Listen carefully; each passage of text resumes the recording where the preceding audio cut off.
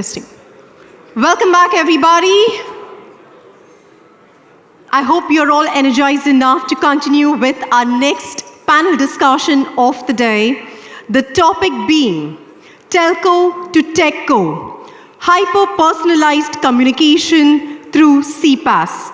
And a moderator for the session, ladies and gentlemen, none other than Dario Betti from MEF. A huge round of applause for Dario, please. Inviting our esteemed panelist on stage, Sachin Gupta from Jio, Vikas Goel from Gupshup, Deshbandhu Bansal from Comviva. Come on, ladies and gentlemen, a huge round of applause. Gaurav Sharma from TransUnion and Kunal Mittal from Globe Teleservices. Can we have a huge round of applause for our panelists on stage?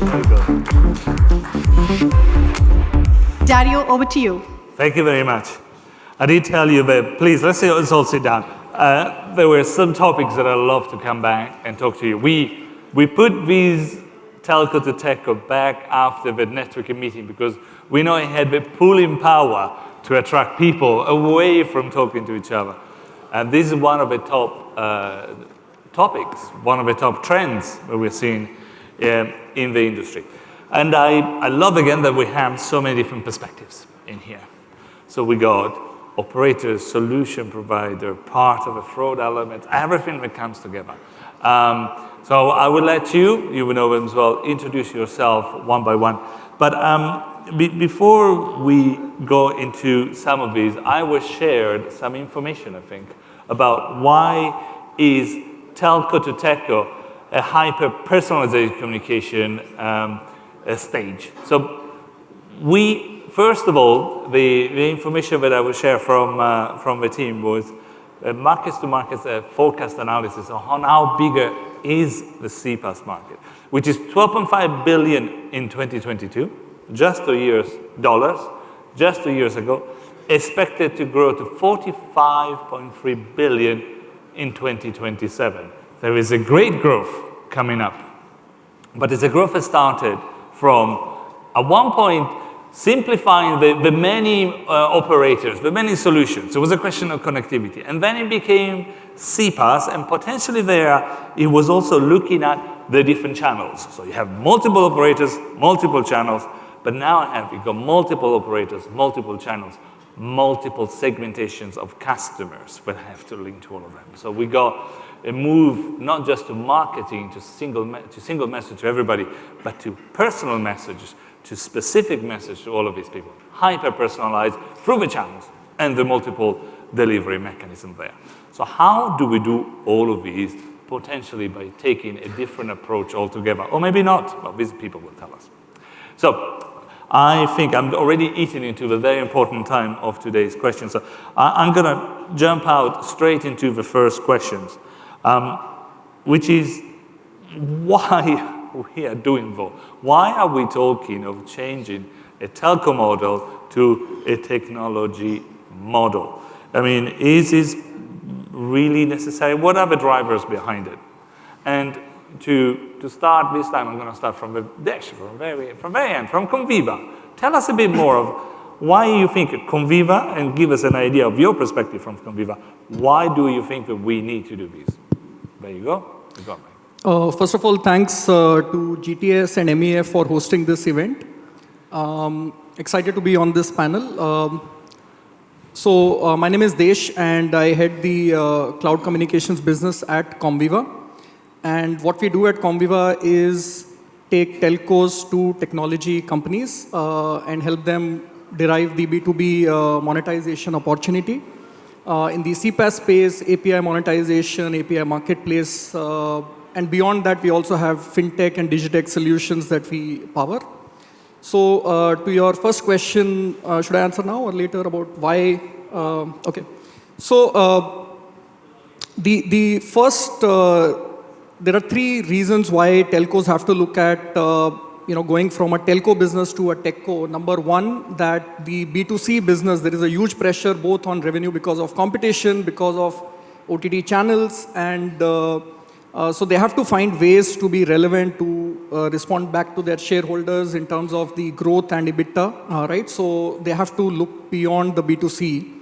And what we have seen in the past is a lot of technology companies, let's say Twilios of the world and Googles of the world, which have used the platform connectivity which is provided by telcos and monetize either in form of data, let's say giving the personalized experience to the enterprises, and telcos have missed that bus. Right, so now is the time for them to both be relevant, be profitable, make that growth, and also use this growth opportunity which they have in terms of the assets, the telco assets that they have. And that's why it is imperative, it is, it's not an option, it is a must for them to survive, to go from telco to techco. So it's a must to speak the same language as your customers say. You're talking to business customers, they have software, they buy software, deliver software services. So let's go and change around, because Gaurav, you're next to it. You come from TransUnion. You tell us more about TransUnion.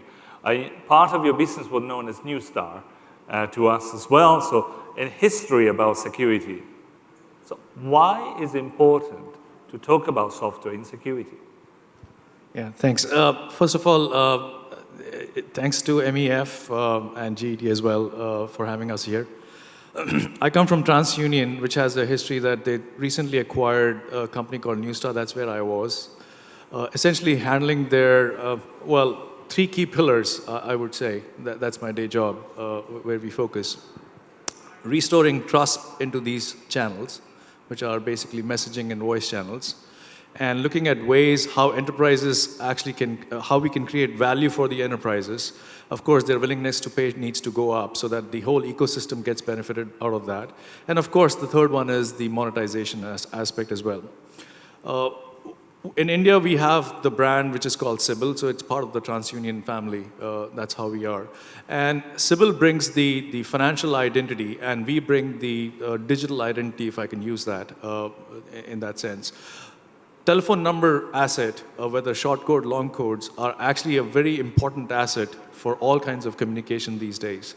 And not just telcos have realized it, the entire ecosystem has realized that.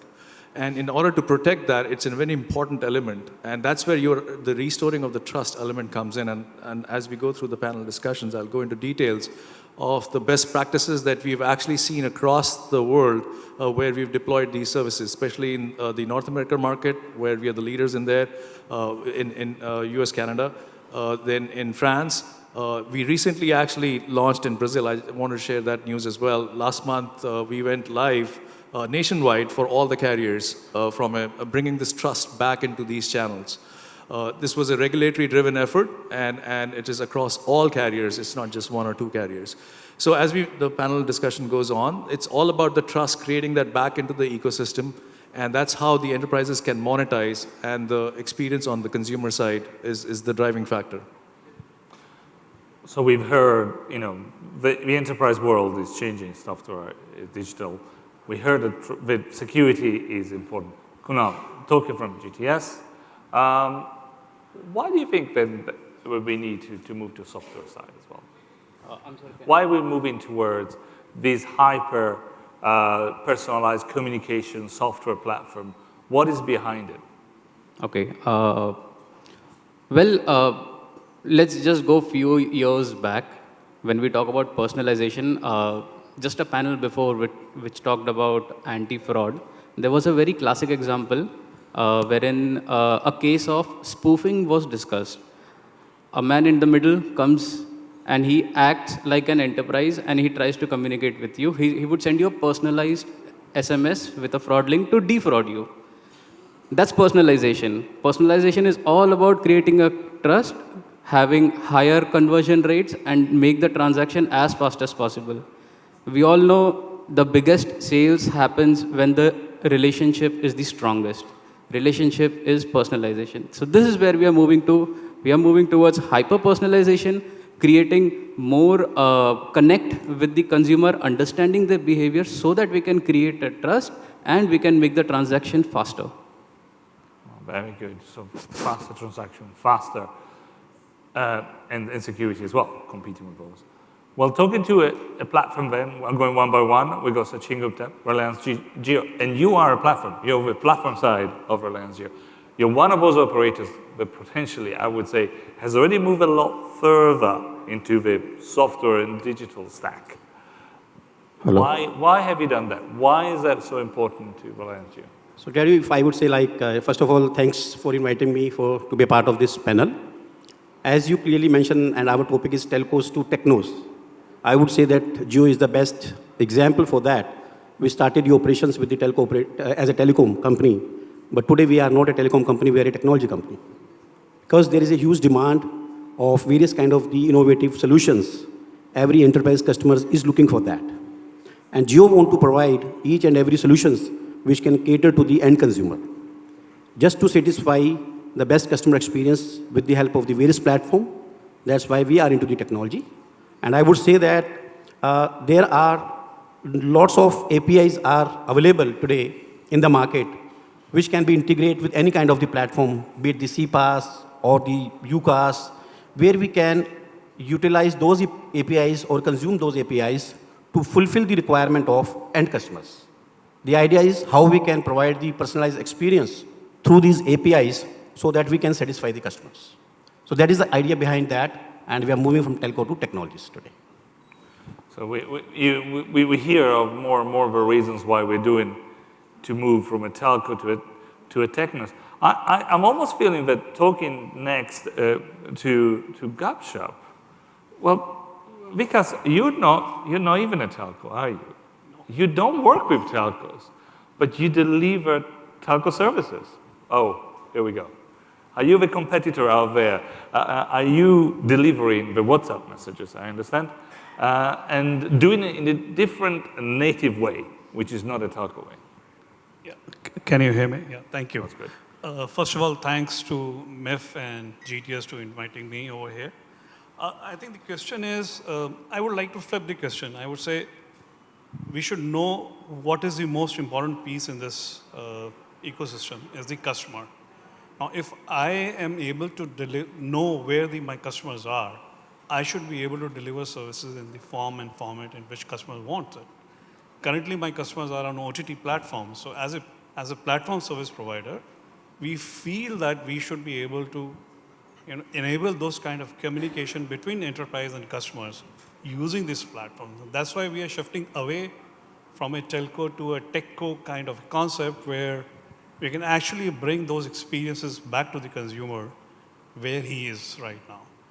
And we as a company are not, actually not here to replace any of the telcos. We are actually using the infrastructure and the ecosystem of telcos to deliver those kind of services to the end customer. So all in all, we can coexist.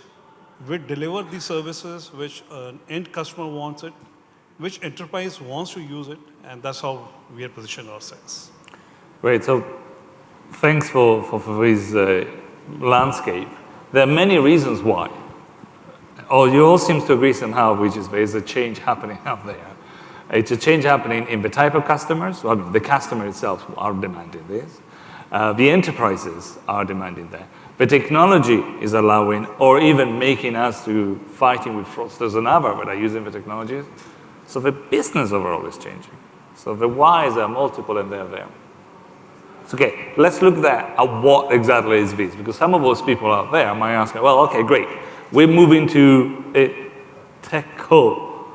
What does it mean? What is the technology behind a techco? I'll start with Sachin, actually, because you have some of the stacks there. Thank you. So what have you done? So I would say, if we talk about the previous old days of telcos, we used to send the SMS to the customers to communicate. And customer was having only one way to communicate with the service provider by calling the help desk number, right? And it happens like many times like customer has to wait in a queue to connect with the customer care executive, right? But today's scenario, if I talk about, the competition is so tough in the market, everyone want to satisfy their customers because everyone want to retain their customers. And for retention of the customers, definitely we will require to provide the best customer experience. The CPaaS is a platform through which we can communicate via SMS, via text, via voice, and today if I talk about the video, there are companies in the market who are providing the interactive video communication also, right? Vispec is a company like, who is providing various kind of the, video interactive advertisement. So thing is like, kind of different kind of the technology which is coming into the market. The idea is how we can satisfy the customers with the different innovative solutions based on the different technologies. So let me talk to somebody that represents, I'm going to play a bit of a little game with you, because you're Gupshup, but you've got an entire history. It touches many parts of the ecosystem. So you've been an operator, you've been in different parts, you've been a supplier. What do you think that makes that hyper-personalization communications happening now? What is necessarily to add to the ingredients of telcos? It's a very difficult question, but a good question too. Yeah. So the need, the way I feel is that the end customer is always demanding to be on the latest platforms which are available. Now, for example, if I am on WhatsApp and my bank wants to communicate to me, saying that, hey, Vikas, this is your balance, this is how you withdraw your money, this is where your branch, where the branch is, this is how you can raise a complaint. So on a single platform, I'm able to access all the information which currently I have to go through voice, SMS, physical visit, email, and a physical document. So all of those experiences, I bring it down on one platform. Now, who's that company who's going to do that for them? It's companies like us, which is Gupshup, which is creating those kind of hyper-personalization routes, as well as platform which enables that frictionless experience at a fraction of cost, at a time of your convenience. There are no holidays. As somebody mentioned sometime back in 2001, 2002, one of the key methods by which enterprise used to communicate with customers were call centers. Yeah. Now, the experience with call centers is so bad today, just because the quality of the call center agents and so on and so forth. You find that experience being shifted on a OTT platform. Now, who's going to do that? It is companies like us, Gupshup, who's creating those kind of solutions for this enterprise. And we've seen it this morning when we were showing some of the results of the consumer trust study. It shows phone, connecting by phones, and right now contact center is not the top 3 in India, right? In other countries maybe, but not here. Well, great. I'll jump to Comviva, a company which is all about providing and managing some of the technologies for operators out there. So what are the ingredients for these transformations, according to you? So, what was just mentioned, that we look at telcos as connectivity providers, and technology companies, so cloud service provider like Gupshup or Twilio, see themselves as the techcos, and they don't want telcos to become techco. Okay? And this is what we enable telcos to say that you can directly go to enterprises, enable them to B2B2X revenue, and I think that's what Sachin in Jio is trying to do, and this is what we enable a lot of telcos to do. Now, there are many aspects for telco to be successfully transitioned from a telco to techco. I think it starts with culture, it starts with the kind of goals that they have, the leadership, and then it's the brand. Today, when a B2B enterprise wants to, let's say, do marketing, when they want to do profiling of their customer base, when they want to reach out, they're not going to a telco saying, okay, let me go to a telco. It's not a natural choice. They want to go to Instagram, they want to go to social media, right, and do that. And that is the change which has to happen. And for that, there are multiple things, as I said. I think it's the people, it's the brand, and it is the technology platform. We power the technology platform for the telcos, and I think a great example, and in the first panel of the day, we had E&, talk about how they have rebranded themselves from Etisalat to E&, and saying that we are a technology company. They have acquired a lot of assets in the healthcare space, in life sciences, etc.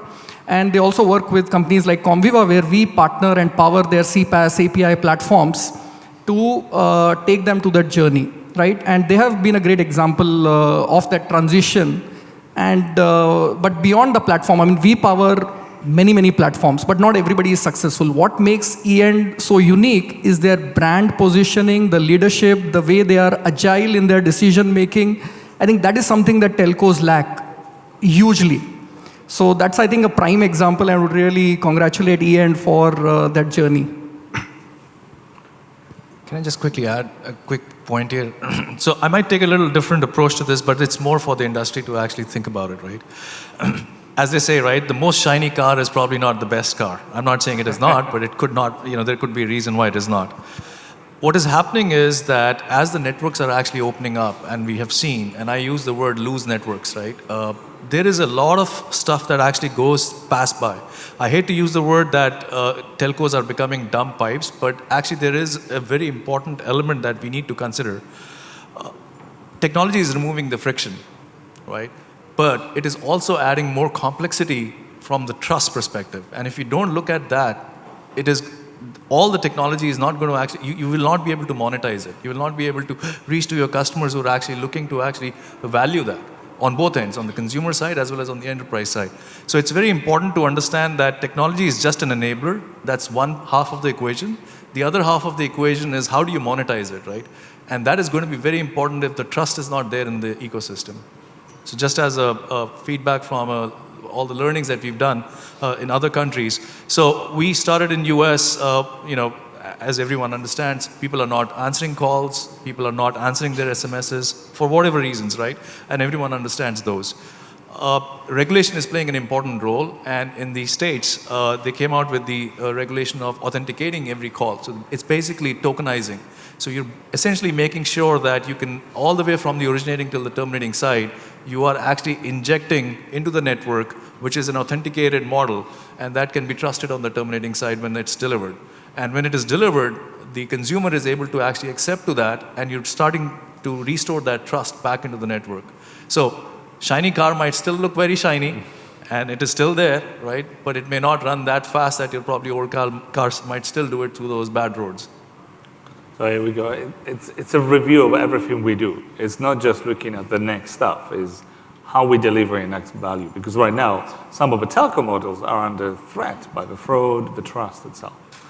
Kunal, I think you're missing from this. What will be your ingredients for the hyper-personalizations, the telco of these companies? To comment on the first question, how do we transform from a telco to a techco? In my opinion, I think it is more of a co-creation model that has to be followed. Under my role, I take a lot of complex requirements from various telcos of various geographies. Some of them are very interesting, and we help them to solve a lot of use cases.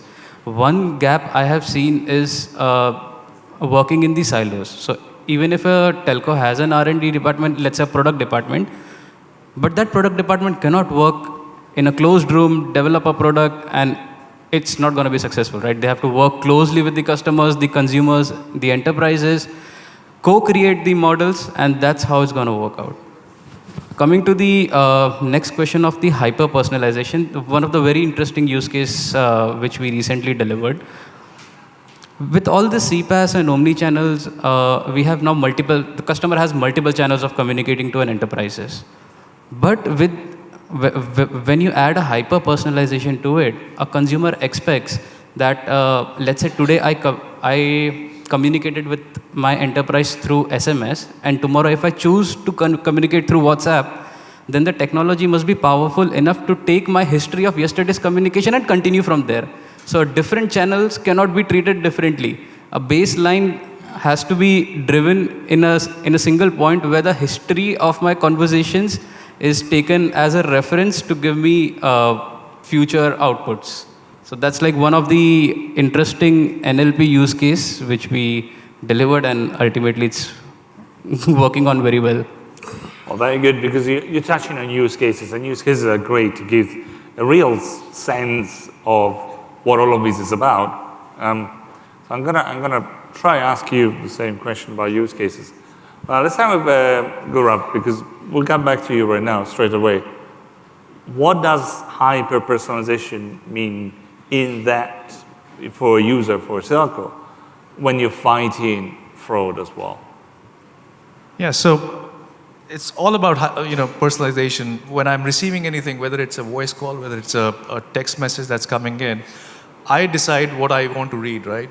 It's not the other side who decides what I should be reading, right? If that's the case, then the equation is not equal. The element of all these social media aspects that people have actually consumed, I will give you simple use cases where things like when you have branded call coming in, right? I want to see the logo coming in of the enterprise that's actually coming in, but it's a trusted model. It's coming through the network. It's not an app that's actually delivering it to me. What that tells me is that I'm not only willing to accept that call, it's personalized to my viewer that I get on the display. Same way on the messaging side, I need the model to be actually trusted through the network and delivered through the network to me so that I can trust that. And that's where I personalize it. I could say that I'm okay getting the political calls, but I'm not okay to get calls of a different category, right? Which are telemarketing calls, for example, right? So I can personalize that on my view, right? And on the text messaging the same way. So it's important that the networks actually adapt to these models and bring that trust back again. I go back to the same model again and again, because if the trust is not there, the consumer is not going to accept that, the businesses are going to get hurt, and there is no money flow in that perspective. Okay. It sounds like you're almost touching know your customer, but here is know your sender, or know your network, or know a lot of things. It's a network awareness things, but a lot of things can be then delivered according to that. I'm gonna jump to Comviva and Desh as well. What do you think that hyper personalization would mean to as a use cases? I'll just give a quick example of what we've been enabling in about 10 odd telecom operators today. Is a micro lending use case where what we do is based on the user history of ARPU, age on network, etc. We are able to assess the credit scoring, number one. And based on that, it's all AI based. And once you know the credit scoring, you know which channel they are most, likely to respond, whether it is in Africa, for example, USSD. Now WhatsApp is also catching up in Middle East and Asia, maybe WhatsApp, SMS, right? So we do a combination of these channels and then offer them those micro loans and also on dates when they are most likely to take it. And we have had default rates of less than 3-4%, which is very, very high because of using the telco data, giving them micro loans, having that right customer experience and communication, and enabling huge revenue uplift for operator, and going from a telco to techco. Again, a great example of how typically you would think of others, technology companies, to leverage telco data and use these. Now we are enabling telcos to do that, which is unheard of. Very complicated, a lot of regulation, banking regulation and telco regulation. We have surpassed all that, right? So this is, a great example of hyper-personalization that we've been able to achieve in a lot of telcos. And so personalization of channels will really bring some quantitative ROI to the business itself, knowing when, what channel to use. I'm going to jump to telco, because you just heard Sachin. My take is, Dario, in a simple words, to provide the right content to the right customer, right? Which can give you the immediate conversion. Now, you know that, whenever customers browse any kind of the internet, we have the data analytics at the back end, where we see that, how much time he's spending and what kind of the content he's accessing, right? Basis on that, we can provide the right content to the right customers. So, say example, if I am doing some shopping online, right? And I purchased one product from one particular brand. Basis on my analytics, the next time I will get the similar kind of the advertisement from the similar kind of the brand, where we can say that, this is the new product launched by the same brand which you purchased 2 months back. So chances of conversion will be very, very high, right? So in my terms, I would say that this is the hyper-personalization, which can help us to convert the customer into the actual sales by providing the right content at the right time. So it's almost a relevance question, right? Which is $100 billion questions out there. Is how do you sell the right thing to the right person? In that case, I will ask Vikas as well. What do you think that the personalization is within your areas of communication? Well, yeah, I think I like to relate one very, very recent example.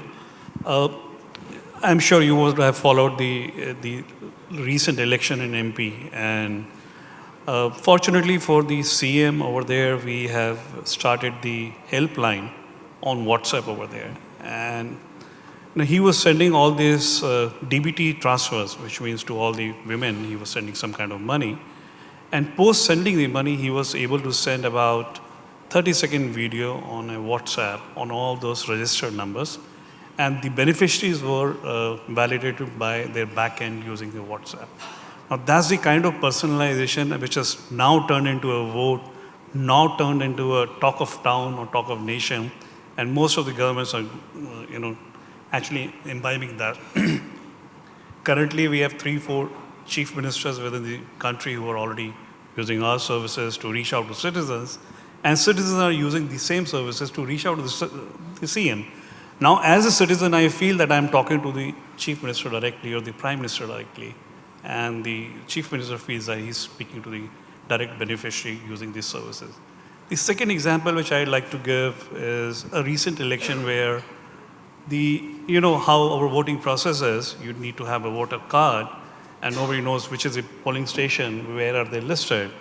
So we engaged the chief electoral officer in MP, and he started guiding the voters saying that, hey, these are your candidates, this is the location where you need to go and vote, and these are the do's and don'ts, which generally I don't have an information, even as an educated customer. And third, very, very useful example, I think I mentioned to you that while as a consumer, while as an enterprise, I use various channels to communicate between each other. What we have realized is that in few of the discoms today, they are delivering their bills and payment link using WhatsApp, which is reducing their cost by 90%. They have come and told us that their call center traffic has dropped by 90% after using these kind of services. Now, question is that these are hyper-personalized. Yes, they are. Mm-hmm. They are instant. They remain on your headset, on your handset forever, and that's what we are doing. So I believe there's a lot of headroom in terms of improving these services, and this is what we are doing over here. Well, I think you've all answered a lot of the questions we might have. We started from the why. We kind of touch on the what. Even some of the example specific people can do it. I guess the public out there is getting excited now. So let's give them some further feedback. Let's give them the best practice. People that have done it have learned from their own mistakes and from other people's mistakes. So what if you were to try and get to a technology company that is able to provide the relevance, the openness of the democratizations, the security, the ease of use of all of these great things. And who wants to go first? Who's got a magic recipe to share? Oh, we go Gaurav first, and then we go with Desh. Oh, sorry. Okay. Yeah, so I think what is more important to understand is the business models are very complex. Whether you talk B2B to C or all kinds of models, the layers are many. Right? So what happens is, as you actually lease these assets, which are very digital assets, across the ecosystem, there is a lot of good intent that is required to do the KYC, not just at the initiation point, but also on an ongoing basis. Not only do you have to realize that what is that asset being used for? Is it actually just a campaign that is being run behind? Is the campaign also on a rotational basis? Is it a different brand that's using the same asset? And how that asset is flowing through the ecosystem is very important to understand, because that's where your learnings are. And that's where your AI and ML also actually really helps. Because now you're not just learning the models, or that the end consumer who's actually behind it could be a brand. I mean, think about a layered model like there is a contact center, there is a brand behind it, and there is a UCaaS provider who's leasing these digital assets from these carriers, which are telephone numbers or short codes or long codes. How it is actually getting used in the entire ecosystem is a very important aspect that you have to understand. That's how you pass it through the network and deliver it. So if you keep tab of that, that's a very important learning process. That's the information. And Ash? Yeah. So two key aspects which, let's say, the end customer or B2B customer is looking for. One is great CX for their consumers and agility with the partner with which they are working. And these two factors a telco has to see when they are moving to a techco journey. that whatever partners they choose, business models they choose, and the processes that they choose are agile enough, and they are delivering a great CX to the end consumers. And so I think the organization structure, which enables this agility for them to take decision and not go into a telco 1-year journey of deciding who the vendor is and then 2 years to deliver, right? So I think that is one of the key factors for me, to have the right org structure, branding, so that they can attract those B2B, and the right platform providers as partners who can provide ease of use for enterprises to come on board and deliver those services. Oh, very, very clear messages there. May I ask you, Vikas, what would you share as a best practice? What should everybody do? Well, see, I spent a lot of time with telcos and now with a TechCo company over here. So I can give both sides of the table view. But what I feel is that, a telco is hardly driven, is driven on the revenue, on the network utilization and so on and so forth. While a TechCo company is far more agile, far more, it has, ears to the ground and listening to the voice of the customer. The challenge is that how does a telco transform itself to a techco? With the current avatar of telcos, it might be difficult for them to shift to a techco company, but however, they can hive off at a different unit. And I think I heard that Etisalat has done similar kind of thing, and I believe some other telcos are already doing that. But this challenge will always remain, that whether a telco will remain a telco or whether a telco will become a techco, because they have to forgo their core business operations and get into the agility part of it. But there are players like us, Comviva and a couple of them, who can help them in this journey. I mean, there's no need for them to redevelop the entire ecosystem. They can actually hire the experience of techcos and resolve that last mile piece. The other part is that telco, besides any government of any state, are the only ones who have an access to all citizens, because they have their numbers. So they are sitting on a data gold mine. How is that they want to use this is very, very important for them. And in that case, a mindset change is required. So that's what my take is.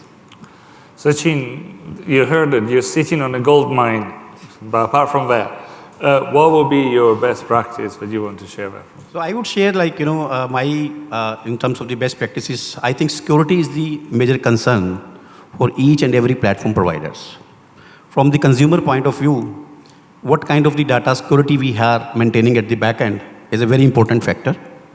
So similarly, if I talk about the BFSI sector, most of the corporate customers require to deploy the platform on premise rather than on cloud, so that they can secure the data, whether the platform is the GDPR compliances or in terms of health industry, it is, HIPAA compliances and all that. I think security is the major concern, which we feel like, it should be as a best practice, everyone should have to opt it.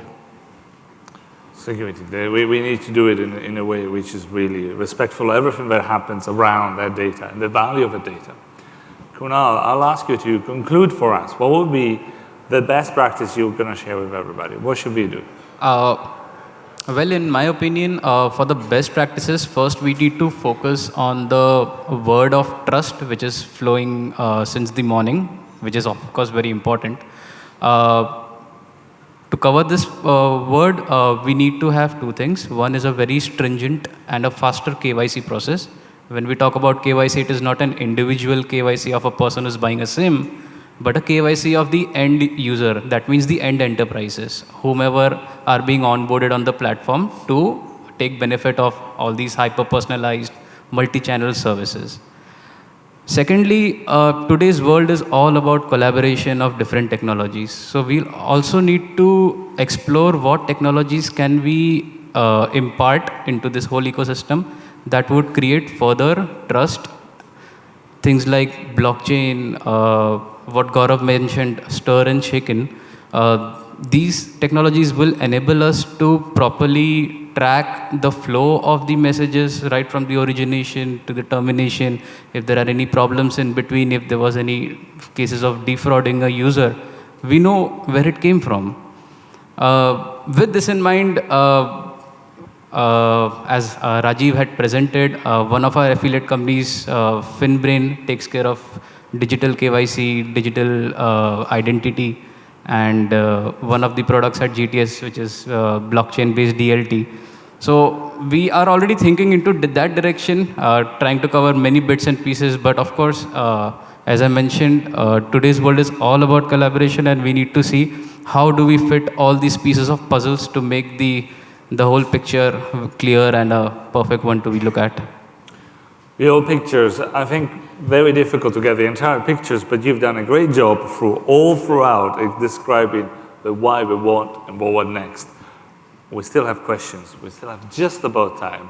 You know, that's what happens when you go an Italian moderating a panel. I'm afraid, you know, time is difficult for me. But we do have one question over there. Could you introduce yourself and direct the question? Yeah, my name is Sachin Gupta. I am from Amdocs. So could you restart with your name again? Sorry, now that you got your microphone on. I hope. Testing. Oh, we're going to have one for you. Full start, but there we go. So my name is Nitin Charan. I am from Amdocs. And firstly, thanks to all the panel discussions that has been happening since morning. And I'm intently listening to everyone. See, my thought process is about a dream, the end state that all of us in this world want to reach to. If you look at any simple man, man is simple, is just walking, doesn't need a lot of complications in life. So the idea is coming to simplicity. And all that we are working is simplicity here. So look at the fact that if, you know, on one side, we have this ecosystem, which is a super intelligent ecosystem that we are together as every stakeholder is putting together.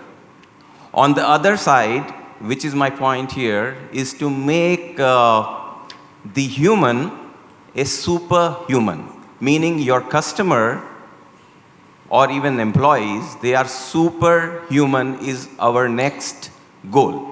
If you look at the evolution of people, we came to a point, you know, we are erect, we have intelligence. But with all this new technology and everything, we are going towards a superhuman. Means your customer or my customer is a superhuman that we need to enable to.